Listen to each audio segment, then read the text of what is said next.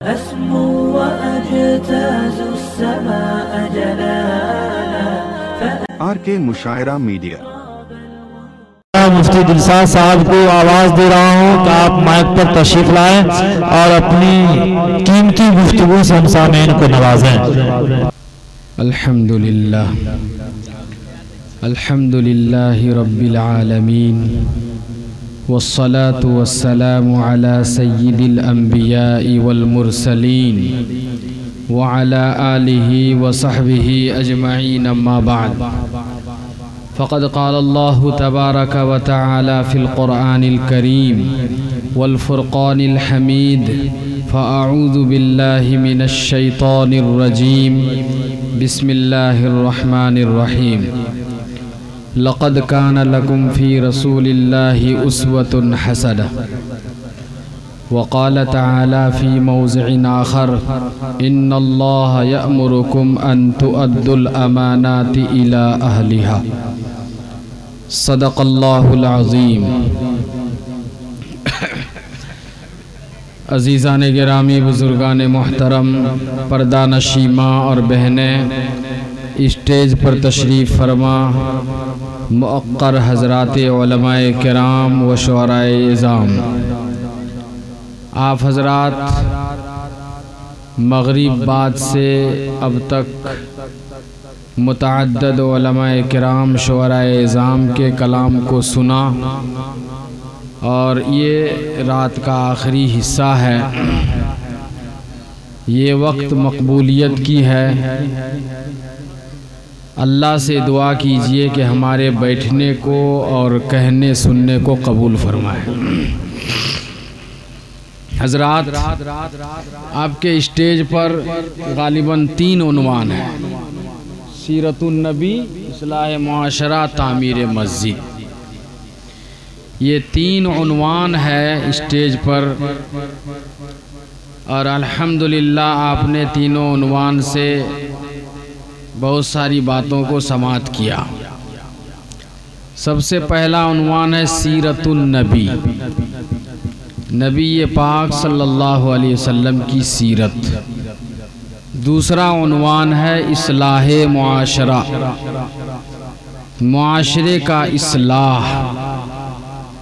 तीसरा उन्वान है तामीर मस्जिद, मस्जिद की तामीर करना। आपने मस्जिद की तामीर पर भी बहुत ताउन किया जो कम है। और सीरतुन नबी और इस्लाह मुआशरा से 2 बात कह के मैं अपनी जगह ले लूँगा। नबी पाक सल्लल्लाहु अलैहि वसल्लम की सीरत के बारे में अल्लाह ने कुरान में कहा है। अल्लाह फरमाते हैं कि हमने तुम्हारे लिए नबी सल्लल्लाहु अलैहि वसल्लम की सीरत में नमूना रखा है। लक़द कान लकुम फ़ी रसूलिल्लाहि उस्वतुन हसनह, नबी की सीरत में हमारे लिए नमूना है। नमूना क्या है? नमूना किसको कहते हैं? नमूना कहते हैं आइडियल को, सैंपल को। आइडियल, सैंपल, नमूना।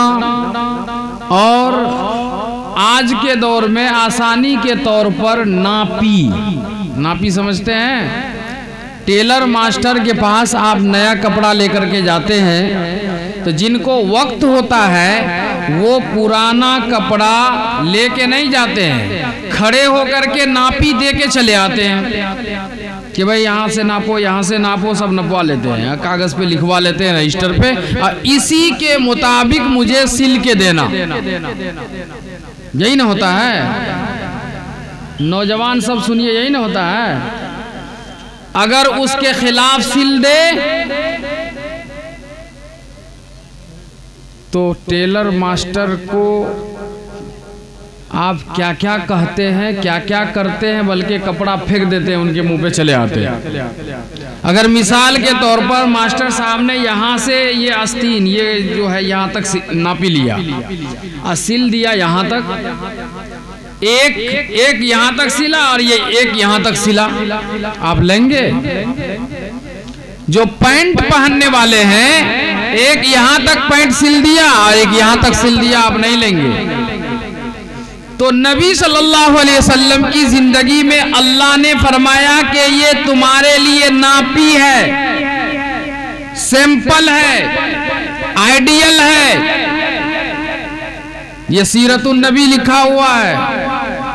नबी सल्लल्लाहु अलैहि वसल्लम की सीरत, तरीका, नमूना, तौर, आदत, खसलत, ये नबी पाक सल्लल्लाहु अलैहि वसल्लम की सीरत को बयान करने का जलसा है। नबी ये पाक सल्लल्लाहु अलैहि वसल्लम की सीरत को बयान करना, सुनना, समझना इबादत है। नबी ये पाक सल्लल्लाहु अलैहि वसल्लम की सीरत को कोई बयान मुकम्मल नहीं कर सकता। किसी की हिम्मत नहीं है, मजाल नहीं है कि आका सल्लल्लाहु अलैहि वसल्लम की सीरत को, सूरत को, आदत को, खसलत को, तौर को, तरीके को मुकम्मल बयान कर दिया जाए, किसी में हिम्मत नहीं है। लेकिन मैं ये नमूना आपको बतला रहा हूं कि आप सल्लल्लाहु अलैहि वसल्लम के नमूने में हमारे लिए भलाई है, सबक है, आइडियल है, सैंपल है, नमूना है। वो कौन सा नमूना है? मैंने बताया ये नापी। जैसे टेलर मास्टर कपड़ा सिलता है और आपके नापी के खिलाफ अगर सिल दे तो आपका पारा चढ़ जाता है, आपको गुस्सा आ जाता है। तो अल्लाह ने कहा है कि हमने नबी की जिंदगी में तुम्हारे लिए नापी रखा है, सैंपल रखा है, आइडियल रखा है, नमूना रखा है। कौन कौन से आदमी नबी सल्लल्लाहु अलैहि वसल्लम की जिंदगी के मुताबिक अपनी जिंदगी को गुजार के ले जाएंगे कब्र में। ये सीरतुन नबी का मकसद। सीरतुन नबी सल्लल्लाहु अलैहि वसल्लम के उन्वान से जलसा करने का मकसद ये है कि हमारी जिंदगी रसूलुल्लाह सल्लल्लाहु अलैहि वसल्लम की जिंदगी के मुताबिक हो जाए। कितने लोग रसूलुल्लाह सल्लल्लाहु अलैहि वसल्लम की जिंदगी के मुताबिक अपनी जिंदगी गुजार रहे हैं? मेरे बुजुर्गों,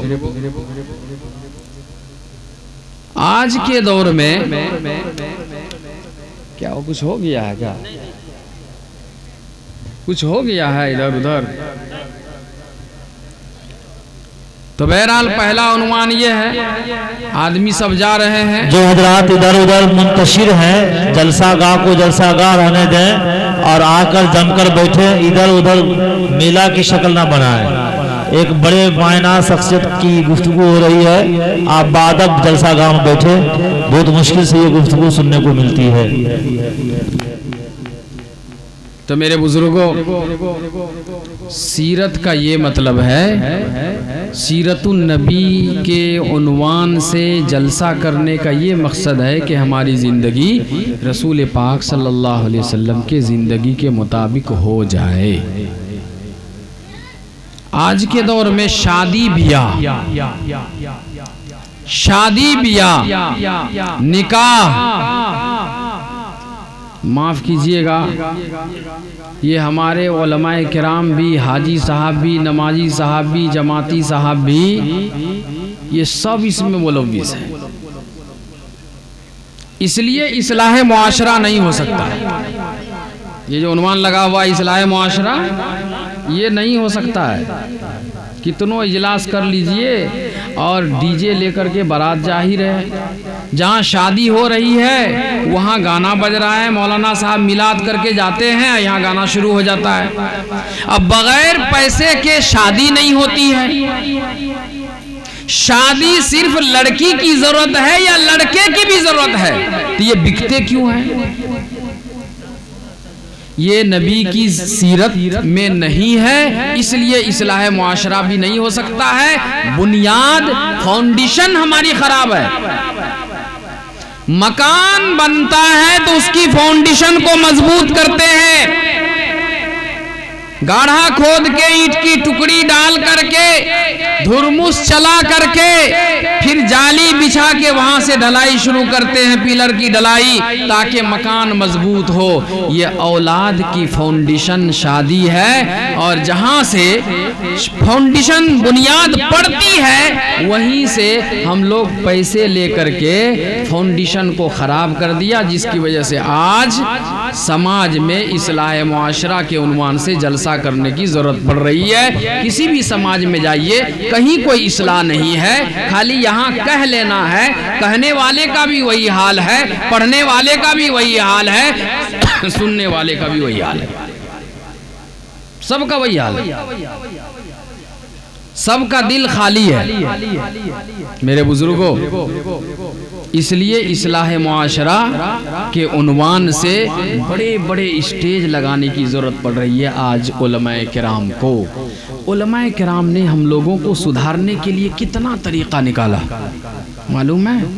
सबसे पहले अल्लाह ने हम लोगों को सुधारने के लिए कुरान, नबी को भेजा, किताब भेजा, कुरान भेजा, फिर नबी का दौर चला गया, फिर पढ़ने पढ़ाने का दौर आया, मदारिस कायम किया, मकातिब कायम किया, मसाजिद कायम किया, खानका कायम किया, दीनी मराकिज कायम किया, 4 महीने की जमातें निकाली, 1 साल की जमातें निकाली, 3 दिन की जमातें निकल रही है, एक दिन इस मस्जिद में गश्त, एक दिन दूसरे मस्जिद में गश्त, अब जनाजा के सामने भी तकरीर और मिलाद में भी तकरीर, निकाह से पहले भी तकरीर, जुमा में भी तकरीर, हर जगह समझाने के लिए, हर जगह हम लोगों को समझाने के लिए ये तरीका अपना दिया।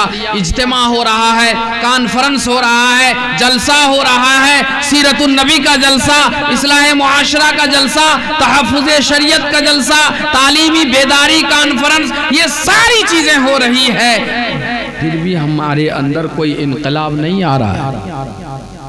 क्यों नहीं आ रहा है? क्यों नहीं आ रहा है?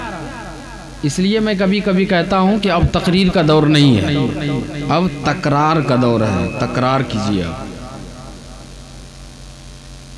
तकरीर का दौर नहीं। इतना पैसा खर्च करके क्या हुआ? क्या तो फजर में नमाज पढ़ेंगे, बता दीजिएगा क्या हुआ? जो कहा वो नमाज पढ़ेंगे कि नहीं पढ़ेंगे? जो पढ़ा वो नमाज पढ़ेंगे कि नहीं पढ़ेंगे?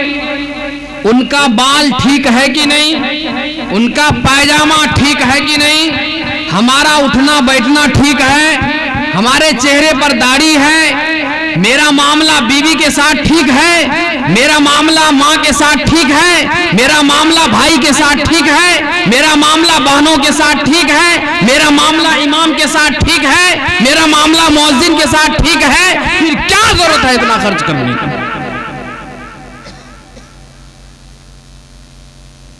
बर्बाद ही कर रहे हैं, बर्बाद हो रहे हैं।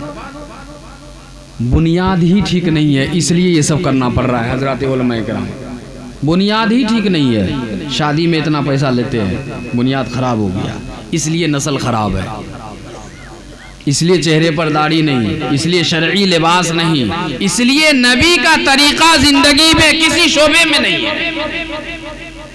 न खाने में, न दस्तरखान पे, न पहनने में, न ओढ़ने में, न सोने में, न जागने में, न माँ के साथ, न भाई के साथ, न बहनों के साथ, न पड़ोसी के साथ, न गैर मुस्लिम के साथ, न अपने मोहल्ले के साथ, कहीं कुछ नहीं। मेरे भाई हजराते उलमाए किराम, हम लोगों को अशआराए किराम शेर से, अशार से, अशार जो पढ़ा गया है यहाँ पर, मैं बहुत गौर से सुन रहा हूँ शुरू से अभी तक। सारे अशार बड़े कीमती अशार पढ़े गए। कितना याद है आपको? चलिए याद नहीं, लेकिन इनकलाब आना चाहिए कि नहीं आना चाहिए? तब्दीली आनी चाहिए कि नहीं आनी चाहिए? आज अगर फजर की नमाज में मैं देख लूँ यहाँ रह करके कि कितने लोग फजर की नमाज में थे, यहाँ के मोहल्ले के कितने नौजवान नमाज में है, कितने लोग सूद पर पैसे लगाते हैं, कितने लोग सूदी जमीन खाते हैं, सूद भरना जमीन बोलते हैं, यहाँ लेते हैं, यहाँ रिवाज है। है रिवाज सुध भरना। अच्छा एक चीज और, वो ग्रुप वाला जो चलता है, यहाँ चलता है क्या? चलता है, हाँ देख लीजिए। 1 पैसे सूद का खाना अपनी माँ से 70 मर्तबा बलात्कारी करने के बराबर गुनाह। कितना? 70 मर्तबा। अब फिर वही वो ग्रुप वाला पैसा, जो ग्रुप वाला जो होता है, मैंने अरिया में उजागर कर दिया है, बंद कर दिया। इनके सुपौल में एक गांव में पूरा बंद कर दिया। नौजवानों का एक ग्रुप बना दिया है कि तुम 1-1 हजार रुपया महीने का जमा करो और चिट्ठी लिख करके फेंको सबका नाम, एक को उठाओ जिसका नाम मिल जाए, जिसका नाम आ जाए 50 हजार रुपया उसी को दे दो, फिर अगला महीना सब जमा करो। इसको खत्म करने के लिए उलमा किराम से मैं गुजारिश कर रहा हूँ और अइम्मे किराम से कि ये सूदी मामले को औरतों में बहुत ज्यादा पाया जा रहा है। ग्रुप औरतों की बनाई जाती है, अब बीच में मैनेजर साहब बैठते हैं बीच में, और चारों तरफ से औरतें बैठती है। अब मैनेजर साहब घूम घूम के सब औरतों के चेहरे को देखते हैं। आप इतने बेगैरत, अपनी बीवी को भेज दिया मैनेजर को देखने के लिए, इतने बेगैरत हैं आप।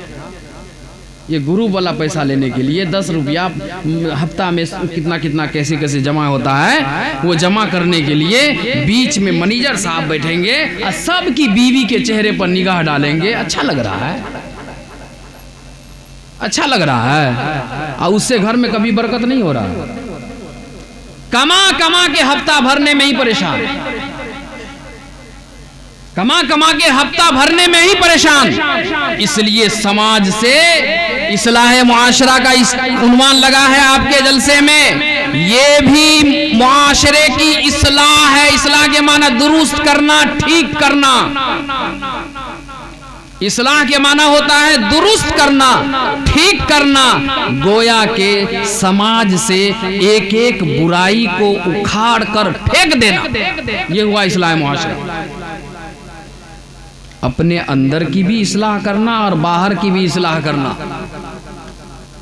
आज से तौबा कीजिए या ग्रुप वाले काम को खत्म कीजिए, और इससे घर में बेबरकती आती है। अल्लाह कुरान में कह रहा है, वल्लाहु यमहकुल्लाहु रिबा व युरबिस सदक़ात। यमहकुल्लाहु रिबा, रिबा को अल्लाह मिटाता है, बर्बाद करता है।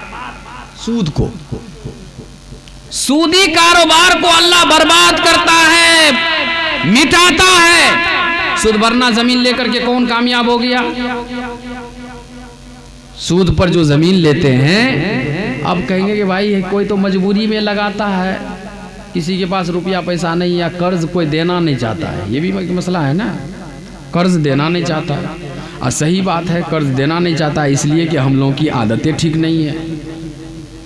वादा किया कि हम फला तारीख को देंगे, अगर आपकी हैसियत है कि 1 महीना में दे देंगे तो आप 2 महीने का टाइम ले लीजिए। अपने ध्यान में है कि हम 1 महीना में देंगे, लेकिन जिससे आपने कर्ज लिया उसको कहिए कि हम 2 महीना के अंदर पक्का दे देंगे। तो आप कोशिश कीजिए कि 1-1.5 महीने के अंदर अंदर दे दें, तो दोबारा आपको वो कर्ज देगा। लेकिन आप ले लिए, आज दुकानदार के पास से जो उधार लेते हैं ना, उधार जो ले लेते हैं तो नगद जाते हैं दूसरे के पास लेने के लिए, उधार वाले दुकान को छोड़ देते हैं। तो कैसे देगा? मामला ठीक है, ये इस्लाह मुआशरा हो रहा है। मामला ठीक है,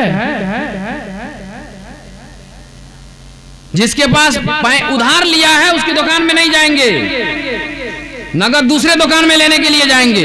भाई आपके पास जितने पैसा है दे दीजिए कि ये इतना है, इतना और माल चाहिए दे दीजिए, फिर बाद में देंगे, आपको कमा के देंगे। नहीं, दूसरे, अब वो दुकान वाला सोचेगा, अच्छा देख लेगा, कोई खबर कर देगा कि देखो तुम्हारी दुकान में उधार लेता है और उसके दुकान में जाके नगद लेता है, तो कहेगा अच्छा अब आइंदा उसको पढ़ने दो, मुसीबत आने दो।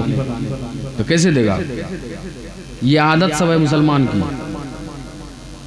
हम भी इसी समाज के रहने वाले हैं, हम कोई बाहर के लंदन के नहीं हैं, हम भी इसी समाज के रहने वाले हैं। हम देहाती मौलवी, इसलिए बोलते बोलते मेरी ज़बान ख़राब हो गई है। जितनी तकरीर मैंने किया है ना, ये यूट्यूब जो लगा, आजकल मौलाना मौलवी सब यूट्यूब के साथ चलते हैं। अगर हमारा यूट्यूब होता तो पूरी दुनिया में 1 नंबर पे हम होते, लेकिन मुझे करना नहीं है वो सब।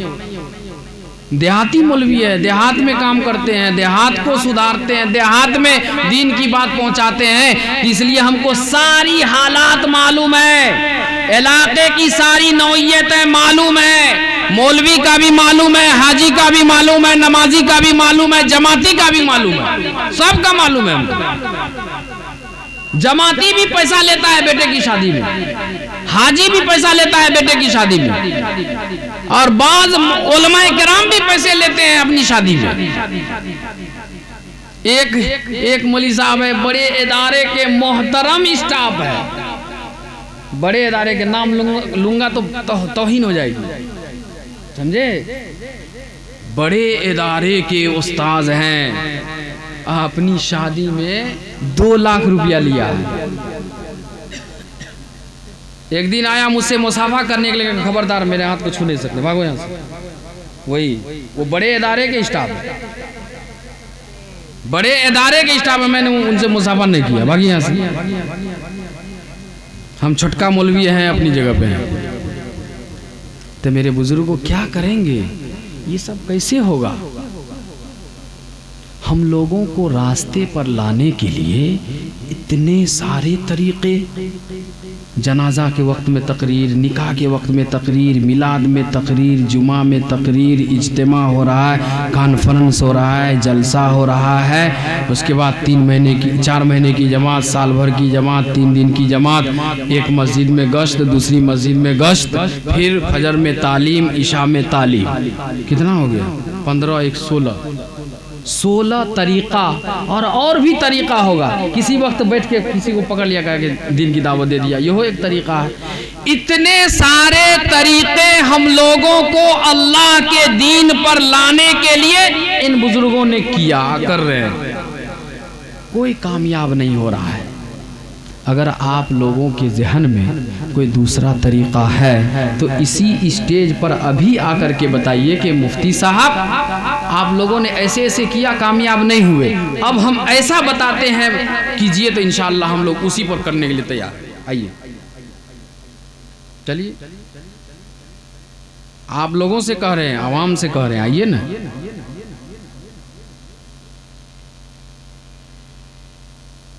है किसी के पास कोई नया तरीका? है किसी के पास कोई नया तरीका?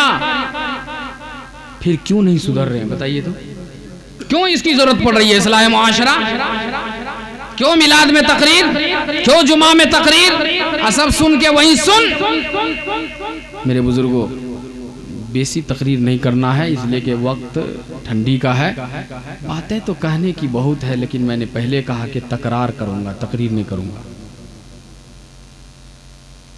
आखिर समाज से लोग कहते हैं तरक्की का दौर है, कहते हैं ना, चांद पे सफर किया लोगों ने, तरक्की का दौर है। सूरज पर जाने की कोशिशें हो रही है, तरक्की का दौर है। देखिए ये मैं मोबाइल बगैर तार की आवाज़, पहले हमारे दादा वगैरह को जब मोबाइल के बारे में इल्म हुआ तो ऐसा भी होगा कि बगैर तार, इसमें कोई कॉन्टेक्ट नहीं, या फिर जो है बात होगी, इसमें ताजुब हुआ हमारे दादा दादी वगैरह को। जो पुराने बुजुर्ग अभी मोबाइल, दादी मेरी मोबाइल नहीं छूती है, नहीं छूती है दादी, अभी है हयात से मोबाइल नहीं छूती है, बताइए। तो ये सब तरक्की का दौर है, तरक्की हो रही है, इतने सारे तरक्की। तो हमारे अंदर क्या तरक्की आई? रसूल पाक सल्लल्लाहु अलैहि वसल्लम मक्का में पैदा हुए, ऐसे घराने में, ऐसे माहौल में पैदा हुए जहां दीन का कोई तसव्वुर ही नहीं था। अल्लाह को जानते थे लेकिन मानते नहीं थे। खाने काबा में कितनी सारी चीजें रखी हुई थी, उसकी इबादत की जाती थी, लेकिन अल्लाह के रसूल सल्लल्लाहु अलैहि वसल्लम ने एक चीज लेकर के ऐलान किया कि लोगों ये मेरे पास है, ये अल्लाह का पैगाम मेरे पास है। लोगों ने उसको कबूल किया, 100% अमल करने लगे। आपके पास भी तो वही है, कुरान वही है, तो क्यों नहीं अमल कर रहे हैं? बोलिए। वो उसको मत देखिए, इधर देखिए, क्यों नहीं अमल कर रहे हैं भाई अल्लाह के नबी सल्लल्लाहु अलैहि वसल्लम ने ऐलान किया, कुरान लाए, दीन लाए, इस्लाम लाए, शरीयत लाए, सुन्नत लाए, नमाज लाए, रोज़ा लाए, हज लाए, ज़कात लाए, चोरी को छोड़ने के लिए कह दिया, झूठ को छोड़ने के लिए कह दिया, सूद को छोड़ने के लिए कह दिया। सब लोग रुक गए। हम लोगों के पास भी तो वही कुरान है, वही हदीस है, वही नबी का तरीक़ा मौजूद है, वही इस्लाम है, वही शरीयत है, वही सुन्नत है, फिर वही सारी चीज़ें हमारे समाज में क्यों है? बोलिए बोलिए। तकरार कर रहा हूं, तकरीर नहीं कर रहा हूं। सही में मन नहीं करता है तकरीर करने का, सही बोलना। कहीं कुछ है अमल, कोई अमल कर देख रहे हैं? कहीं कुछ नहीं है। इसलिए आज वादा कीजिए आप लोग कि कम से कम ज़ाहिरी एतबार से, अब अंदर दिल में क्या है वो मेरे दिल में हम तकरीर कर रहे हैं, क्या मालूम हम ही क़यामत में फंस जाए। दिल को तो कोई नहीं देखा, लेकिन ज़ाहिरी एतबार से नमाज पढ़िए। बेटा और बेटे की शादी में पैसा मत लीजिए, ये सूअर के गोश्त के बराबर है, ये सूअर के गोश्त के बराबर है। वो बेटी वाले से 1 रुपया लेना, बेटी वाले से 1 रुपया लेना और उसको लुकमा बनाना इतना ही हराम है जितना हराम सूअर का गोश्त है। तो ये 1 रुपया खा रहे हैं तो वो सूअर का गोश्त भी जाके खा लीजिए, कोई फर्क नहीं है। दोनों में रत्ती बराबर भी फर्क नहीं है। तो ये कैसा मुसलमान के इसको खा रहा है उसको छोड़ रहा है? नुमिनु बिबाज़िन व नकफुरु बिबाज़िन। बात चीजों को मानते हैं, बात चीजों का इनकार करते हैं। ये तो यहूदियों की सिफत है, बात चीजों को मानना, बात चीजों का इनकार करना। ये वहां मौजूद है, सूरह बकरा में पहले पारे में मौजूद है। नुमिनु बिबाज़िन व नकफुरु बिबाज़िन। बात चीज़ों को वो मान लेते थे और बात चीज़ों का वो इनकार कर देते थे। ये यहूदियों की सिफात को बयान किया गया है। तो ये क्या, ये वही चीज़ तो हमारे अंदर पाई जा रही है कि भाई सूअर के गोश्त को नहीं खा रहे हैं, छी कर रहे हैं। अब बेटी वाले से पैसा ले करके और जेब में डाल करके 1 कलर की 25 गाड़ी ले करके और फिर बेटी वाले को पैसा घट जाता है तो वो बेटी वाले भाई से, चचेरे भाई से, खलेरे भाई से, ममेरे भाई से सबसे उधार पैसा लेकर के बेटी दामाद के पास जाकर के समधी के पास तिलक में 2.5 लाख 3 लाख रुपया गिन के चले आए। गाड़ी भी कसा दिया और समधी साहब फोन किया कि जरा पिंडाल भी बढ़िया लगा दीजिएगा, कुर्सी भी जरा बढ़िया से लगा दीजिएगा, अब परहेजी आदमी भी जाएंगे तो जरा उनका भी इंतजाम कर दीजिएगा। तो फिर वो समधी साहब जाता है, सूद पर पैसा उठा करके लाता है, किसी महाजन के पास जाता है, गरीब है बेचारा, तो महाजन कहता है कि हम तुमको नहीं देंगे पैसा, इसलिए कि तुम गरीब हो, क्या ठिकाना ये पैसा मेरा डूब जाए। तो किसी अमीर साहब को लेके जाते हैं कि जरा जमानत ले लीजिए कि अगर हम नहीं देंगे पैसा तो आप दीजिएगा। वो कहता कि दे दीजिए महाजन साहब, ये अगर कमा के नहीं दिया ना तो हम दे देंगे आपको पैसा। तो महाजन साहब उसको पैसा दे देता है 10 रुपया सैकड़ा के हिसाब से। 50,000 1 लाख रुपया सूद पर पैसा उठा के लाता है और खस्सी का इंतजाम, मुर्गे का इंतजाम, मछली का इंतजाम, पुलाव का इंतजाम और ये पिंडाल, ये कुर्सी, ये स्टेज का इंतजाम।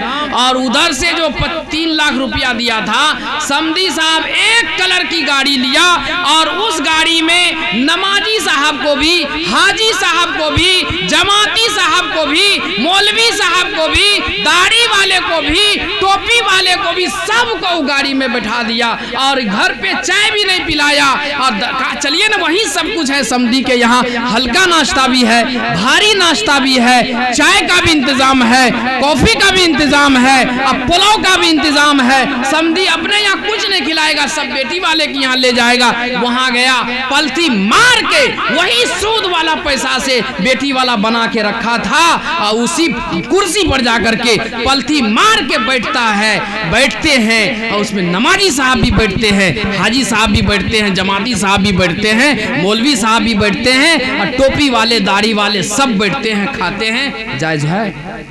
बताइए, बोलिए उलमाए किराम।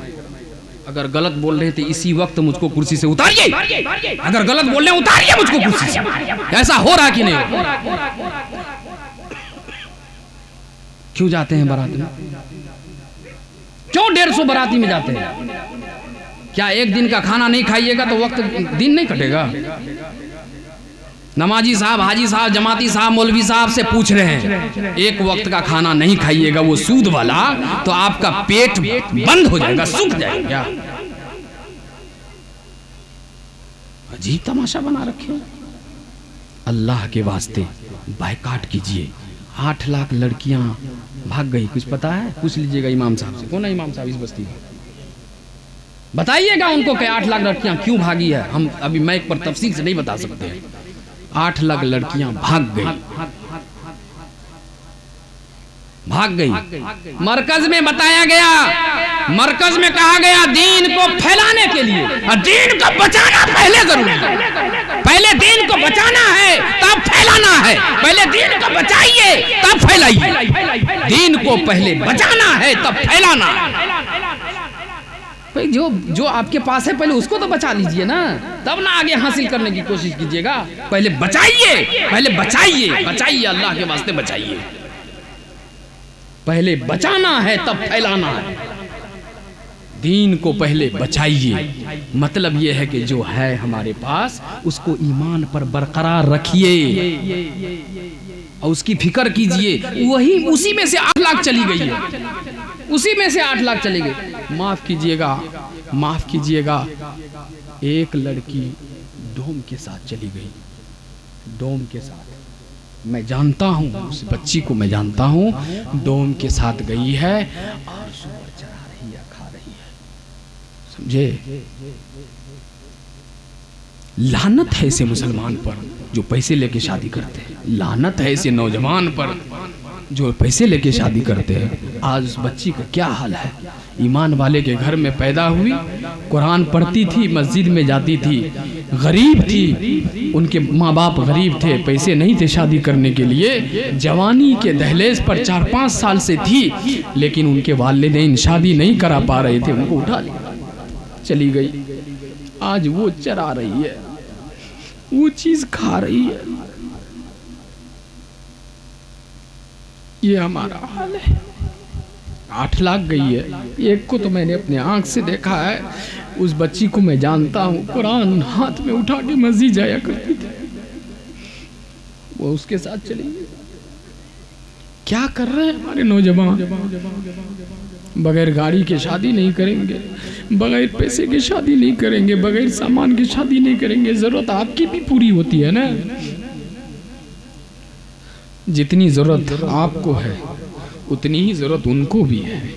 ये कौन सा तमाशा जो कुरान में नहीं है, आपके हदीस में नहीं है, रसूलुल्लाह सल्लल्लाहु अलैहि वसल्लम के तरीक़े में नहीं है। 11 शादियाँ की है आप सल्लल्लाहु अलैहि वसल्लम ने, किसी शादी में लेन देन का नहीं, सहाबा की शादी में नहीं, बुजुर्गों की शादी में नहीं। तो ये लाए कहाँ से? कौन से मजहब से है? कौन सी किताब से लाए हैं?